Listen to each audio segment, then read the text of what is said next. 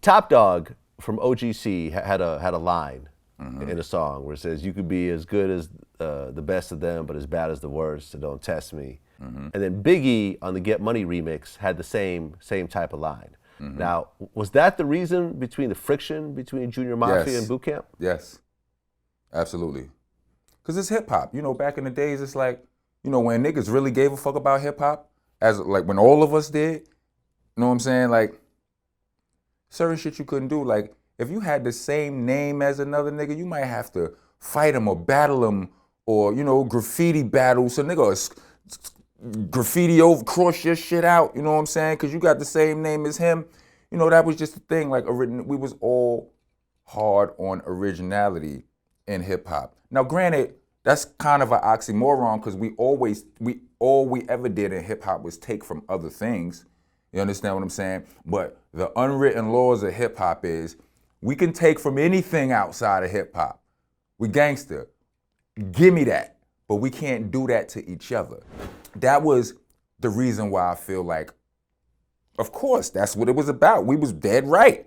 You understand what I'm saying? But I also feel we was right and we was wrong because, first of all, we was young and we was immature about it. And if it's a problem, I mean, we from the streets. If it was a problem, we did a video. You understand what I'm saying? That ain't nothing but exacerbating the problem. You understand? You just making niggas know that it's a problem, but ain't really doing nothing about you just making the problem worse. You ain't trying to eliminate it or nothing. But so I say this to say this, right? We was cool with Biggie and them. You understand what I'm saying? Junior Mafia, and I mean, like, we, you know, it was love there. It really was. But on top of that, Tech is from Bed-Stuy. He was for real cool with them niggas. You understand what I'm saying? So with that being said, like, Tech the only boot camp nigga that's from Bed-Stuy. All the rest of us is from Brownsville. If shit would have got all the way ugly, I mean, like, niggas could have sacrificed our nigga. You understand what I'm saying? Even though he was really for real cool with him, but it put Tech in a very awkward spot, which is a whole nother story, right? But, you know, I mean, no, it's this story. It was just awkward for some. And it's like, because of these things, I feel like we should have hollered at niggas before we did anything. You understand what I'm saying? And let nigga tell us whatever they was gonna tell us. I mean, I'm sure a nigga wouldn't have told us he jacked it from us. I'm sure a nigga wouldn't have told us that. But so what? Whether it was true or not, if a nigga tell you that, it's out of respect. The video you're talking about was the OGC No Fear video. Yeah, it's the song you referenced. Yeah. Yeah, where they had like a fake Biggie and a fake Faith, which they kind of pushed off the stage. Yeah, yeah. Okay, and at I was that point, I was the one who played the culprit who did that and all of that. You understand what I'm saying? And, you know, before you ask and if you ask whether you are or not, I feel like that hurt us. Fuck the beef. You know, shit, before you ask, yes, shit got violent at a certain point. You understand what I'm saying? But nobody died. Everybody's cool. Everybody's still pretty. Everybody, you understand what I'm saying?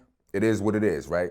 Biggie was blowing up. Like, I always felt like Priority Records didn't know what to do with our movement back then. You know, they was a West Coast label. You know what I mean? It was great with Ice Cube and all the other things that they were great with. But I didn't feel like, you know, they really knew. I felt like, you know, when you got a dude who sell crack and he sell weed on the side, he don't really care about the weed. His real money is coming from the crack. You know what I'm saying? But weed is still money, so he got it. You know what I mean? I felt like we was Priority's weed. You understand what I'm saying? And like they ain't really, you know, that was that. At that time, Biggie and them niggas was on an upswing. You know what I'm saying? And as a businessman, not as a real nigga, not as a gangster, none of that other shit. You know what I'm saying? As a businessman, if I'm a promoter or something and I want to book an event, right? And I want the biggest return on my investment, right? I'm not talking about a magazine or a fucking, you know, radio show where they used to, you know, perpetuate the beef. You know what I'm saying? They used to, you know, they exploit the beef and feed off of the beef. If you somebody who trying to book an event You understand what I'm saying? And you trying to have this venue work with you again. You trying to have these fans come to your shit the next time. It's wise for you not to have a problem there. So you're not gonna have 50 and Ja Rule there at the same time if you can avoid it. You understand what I'm saying? And like I said, they were on the upswing. We was on a label that was treating us like they weed. So as a businessman, it's like, who do I bring here? You understand what I'm saying? Yeah, Biggie. Absolutely. You understand what I'm saying? So I don't know, like, I mean, I think I heard my man Buckshot in an interview. It might have been an interview with you. He was like, yo, you can't blacklist me, nigga. You can't la la la la la la la la la la. I love you, Buck, but whatever, nigga. You understand what I'm saying? Like, whatever. I mean, maybe it wasn't you. It wasn't you that kicked the fake Biggie off the stage in the video. You understand what I'm saying? Perfect example. Heltah Skeltah was banned from Hot 97 at a certain point. You know what I mean? Yeah, we all boot camp, but all the boot camp wasn't banned. Heltah Skeltah was. And it was what? It was because they had a super duper dickhead security nigga down in the lobby, and Duck Down sent me and Ruck up there without no representation. You understand what I'm saying? So we got there and had to deal with the super dick, pause, right? And shit was getting out of hand, and I thought I could leave Ruck there while I run upstairs and go get Angie or somebody, you know what I mean, to hold it down. And I tried, and that didn't work. Ruck didn't hit him, but he hit the phone. Like and out of the frustration, like he broke the nigga phone on some splah, Hulk smash shit, right?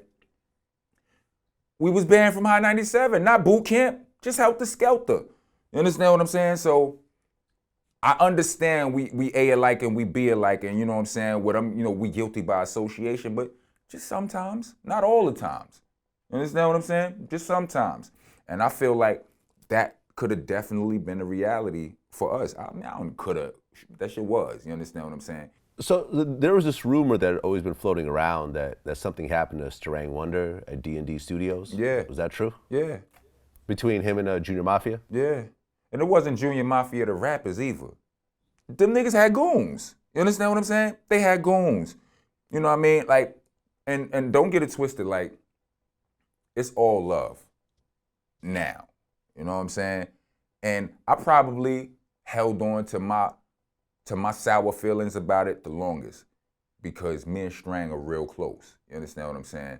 Like, I brung him to the boot camp. You understand what I'm saying? But, you know, bygones are bygones. You understand what I'm saying? We was both right and we was both wrong. You know what I mean? And we could have handled it a little bit different because up until that point, all we ever did was show love to each other. You know what I'm saying? Yeah. So you guys drop your second album. Mm-hmm. I Ain't Having That, featuring Redman, was a single. Yes. And that actually charted, right? Yeah. Yeah. Don't ask Dope me song, what. by the way. Don't ask me where. Like what it did. I know I have the answers to none of these questions. Too many beers ago. Right. And you guys flip, you're talking about how, using each other's beats. You guys actually used the Hot Sex on a Platter beat on that.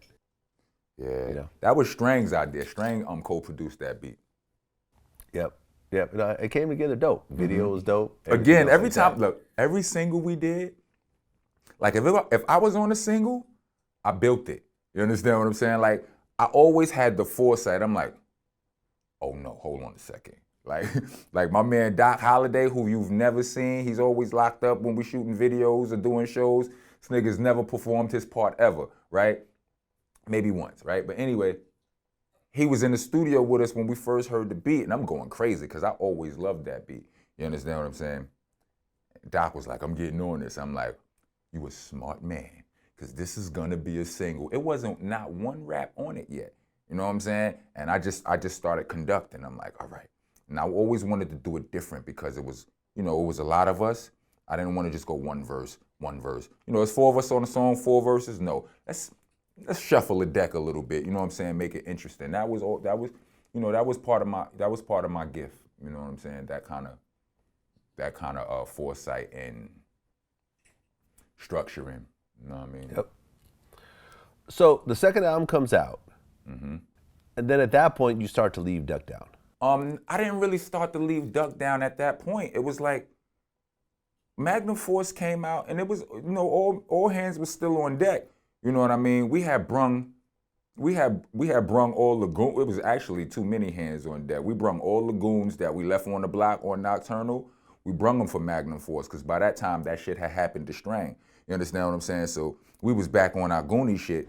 After Magnum Force, I started to think about, you know, through events and learning. You know, I was always trying to learn something or whatever. But like my ex-girl, 3 ex-girls ago, we're gonna call her Triple X, right? Triple X, she had a choice to get a job at either a school or at a record label.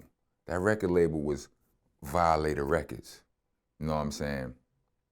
And she asked me, I'm like, huh? Record label. Because I know you're going to learn some shit over there that we don't know on this side. Like I said, I always felt, you know, we had never made it in that stratosphere, you know what I'm saying, or whatever. I'm like, I know you're going to learn some shit, you know, for us to mix it up a little bit. And she was there for a while, and she would always come back with gems. You know what I'm saying? Like gems.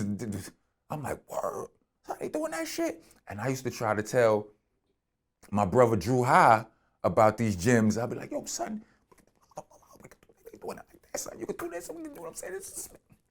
And it was like they would never hear me. You understand what I'm saying? It felt like none of us believed in us as much as I did. You understand what I'm saying? Niggas always had an excuse of why we couldn't do something. We not them, we didn't, but look, son sold this, or but look, they got this. I'm like, so, that shit used to burn my blood, right? But, so I started to look for management from Violator, because, you know, Violator was management as well. You know what I'm saying? I was trying to politic that. But it was after Magnum Force, and they was like, yo, you know, they was looking for a new album from Heltah Skeltah to work or something. You understand what I'm saying? Like, you know, manage a donut. You understand what I'm saying? We wasn't doing nothing. So when the split happened, that was when I started to do my solo shit. You know what I'm saying? It wasn't on Magnum Force. Ruck was talking about solo shit on Magnum Force. Strang was talking about solo shit on Magnum Force. Not I. You understand what I'm saying? But niggas left me no choice. It's like the universe just pushed me in that direction, because when Priority and Duck Down severed ties, it was already understood. It was in our contract, and we knew it already. It wasn't no surprise. It wasn't no snake shit. Priority had the option to retain Heltah Skeltah. You understand what I'm saying? Like, we were who they really wanted. You know what I'm saying? Like, so when Duck Down and Priority parted ways, Drew was like, all right, you already know how this go. But send everybody. Drew had Brian Turner from Priority. He told him to send everybody their releases, because the guys all want to do solo albums. Send they shit. We can finish ironing out our business now. The guys shouldn't have to wait. One day I get a phone call, a week later or so, however many days later, and Drew was like, Brian sent everybody's release papers except yours. I said, what does that mean? He was like, I don't know, I'm not sure.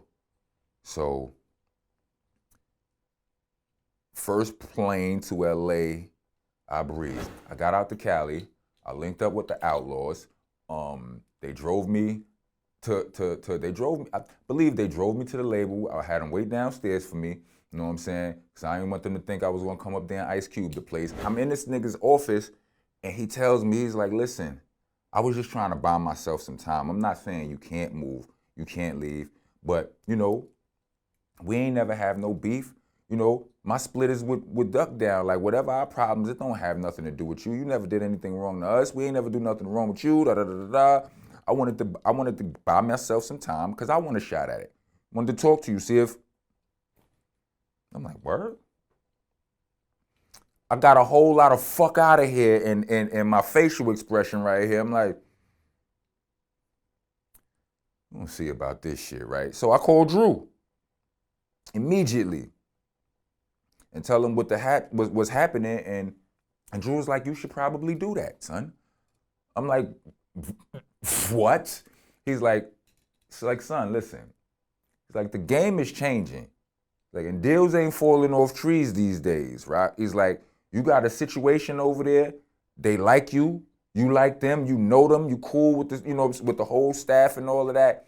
You know, they won't mind, they will, you know how labels go, you know how employees are. They work harder for something they enjoy, you know what I'm saying? He's like, you know, you might have a shot there. So I did it. You know what I'm saying? But that shit felt a little bit crazy. You understand what I'm saying? Like, but nah, I was not the first. It's like I got pushed into doing a solo album almost.